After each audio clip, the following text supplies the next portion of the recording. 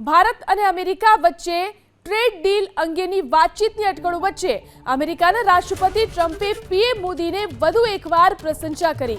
પ્રધાનમંત્રી મોદીનો ઉલ્લેખ કરતા ટ્રમ્પે તેમને પોતાના નજીકના વ્યક્તિ ગણાવ્યા. હાલ ટ્રમ્પ બ્રિટનના પ્રવાસે છે.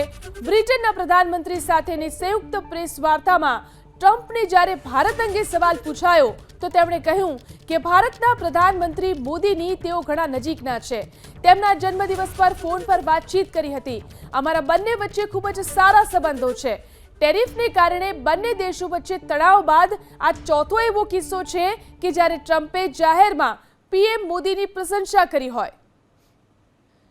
તો ટ્રમ્પ અત્યારે બ્રિટનના પ્રવાસે છે અને આ પ્રવાસ દરમિયાન એક પ્રેસ વાર્તામાં ફરી એકવાર તેમણે પીએમ મોદીના વખાણ કર્યા છે.